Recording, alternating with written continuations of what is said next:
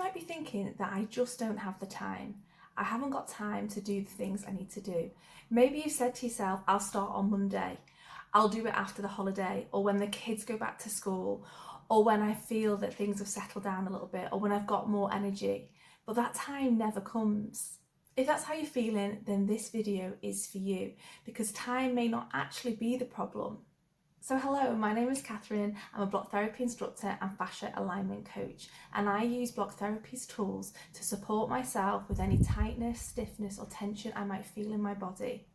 And I use these tools in online and in-person classes and one-to-one support. When people say they haven't got time, it's not that they don't care about themselves. It's not that they don't want to help themselves. It's just that they feel from either working all day, looking after children all day, or looking after parents all day, doing all the things they need to do for work or for the house, for their children, that they don't have the energy by the end of the day when they might have a little bit of time for themselves to do the things that would support them. The energy has been taken by all the other tasks, and putting themselves first hasn't become priority. So maybe this is you. You might write a list of things to do and maybe you don't even make it to that list, so things don't get done. And if you're in pain as well, or feeling tightness or stiffness, this makes it even harder, because once you've done all the things that you needed to get done for that day, your body is tired, your body is aching and it's stiff, and you don't feel like actually helping yourself to get out of the stiffness, the aches and the pains that you might be feeling. And the longer we ignore ourselves, the longer we ignore the pain that we're feeling, that tightness, that tension, the worse it's going to get, because it's not going to go away by itself. Now, you may seek temporary solutions, so taking medication, taking some rest. Stop doing the things that you want to do in order to not feel that tightness, that stiffness, that pain. But they aren't solutions, and it is only going to start to get worse unless you address it. And then it comes back to the fact that you don't have the time to be able to do this. When we ignore our body starts to adapt. So we stop doing perhaps the things that we want to do, or we make adjustments. So we may not kneel on the floor anymore because that hurts. So instead we'll just sit on a chair and do what we need to do, or play with our children or grandchildren. And then it may be that we can't carry the shopping bags anymore, so we'll get somebody to help us. Or it might be we can't take the stairs anymore, so we'll take the lift. Or it might be we can't do the garden anymore, we'll get someone to help us do that. So all these things we're adapting, and we think we're supporting ourselves, but really we're ignoring the signs of these aches and stiffness, and we're not putting something in place to support ourselves to get out of this pain, get out of this tightness and this tension. I understand this because I did exactly the same. I said to myself, oh, I'll do this when my children get a little bit older, or I'll do this when they go to sleep, or I'll do this, I'll get up much earlier and I'll do it in the morning. And this never happened. And the reason it didn't happen is because I wasn't making it a priority. I thought, oh, I will do that. But something always got in the way. There was always something else that I felt needed to be done. So if I did have an opportunity and I got up early, then, oh, maybe I can just put a wash on now. Maybe I can just tidy up a little bit, and then the children wake up. So you don't have that opportunity. Or at the end of the day, right, I'm going to do this when they're asleep. But now I'm exhausted because today was really busy, but I'll do it again tomorrow. And it's just that cycle of saying to myself, I'll do it again tomorrow.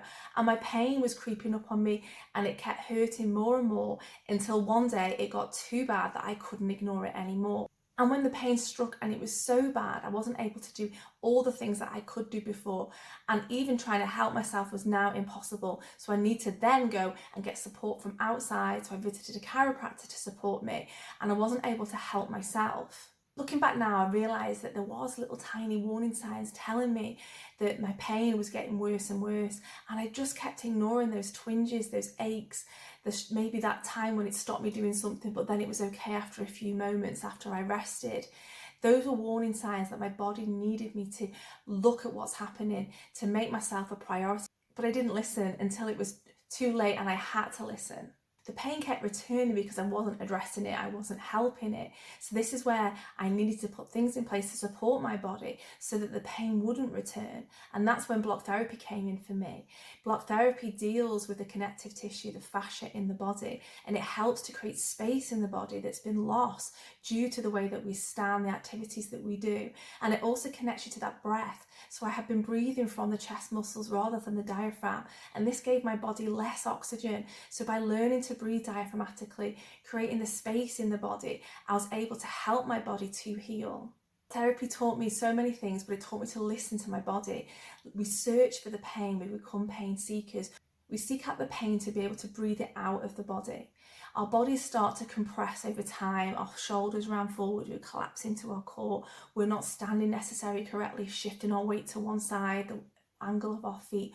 All these little things take our body out of alignment, and the fascia, that connective tissue, is locking us in that alignment. And then when we've been in that alignment for so long, this is when the stiffness and the tightness and then eventually the pain starts. So block therapy helps to unwind that compression so that we can decompress the body.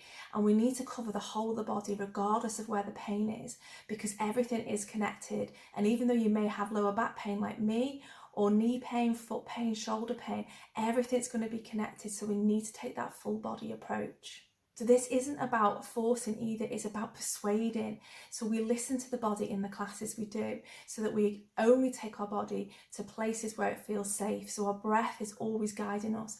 If we ever take our body to a place where we're holding the breath or we feel unsafe, then we back off, we ease, we don't force the body. So we're working with the body rather than against the body. That's why I love block therapy, because every day is different in your body. Not every day you can do the same things. Not every day does your body feel the same. So by doing the same exercise or the same program all the time, that's not what your body needs. Your body needs to adapt. So with block therapy, your breath is guiding you. So some days you may be able to sink deeper into the block or the towel, and other days you can't. Some days you might be able to move and really search for that pain, and some days just being there is enough. And that's where it just meets you where you're at every single day. As you're changing, your body's changing, and so the block therapy just adapts with you. It's a lifestyle change using block therapy's tools. It isn't a quick fix. It's something that our body is always out of alignment, and we do our best to try and put it in alignment, but we always need to be decompressing from the compression of this collapse into the body. So I just want to share with you one thing that you can do. I know it feels like you don't have time to start addressing the aches, the pains, the stiffness, but if we can connect to the diaphragmatic breath, we start to put 6 times more oxygen in the body. So just now, place your hand on your stomach and on your chest and just feel where that breath is coming from. Is it more coming from the chest? Is it coming from the diaphragm? And then on your next inhalation, try and breathe in through the nose for a count of 4 and try and expand that belly out so that you're feeling the belly moving. And then exhale through the nose if you can for a count of 6, feeling that belly going small, imagining that belly button's going to the back of the spine.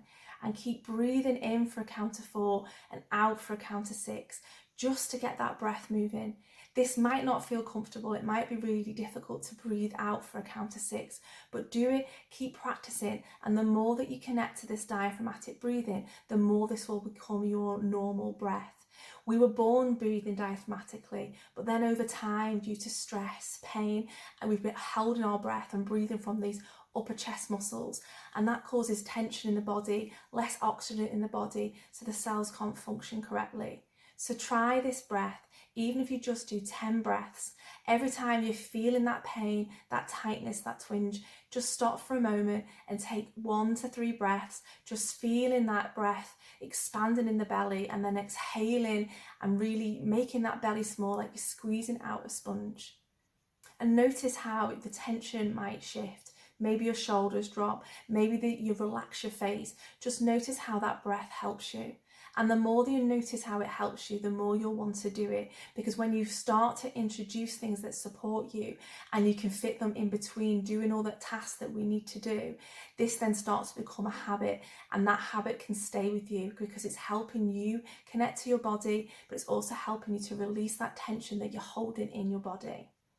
Pain doesn't wait until life gets less busy, and self-care doesn't have to be an hour. It can just be a moment. Take those 3 minutes today, right now, breathe diaphragmatically, feel how that feels in your body. Notice the changes, notice the calmness that you might feel. In my next video, I'm going to talk about how being in pain, having that tightness, those aches, those pains, causes us to feel tired, and how that also can stop us from putting ourselves first and taking some time to try and get out of the pain or stiffness that we're feeling. I have online and in-person block therapy classes. The links are in the description. If you want to help through that tightness, that stiffness, decompress the body, connect to the breath and start listening to your body again. Thanks so much for watching.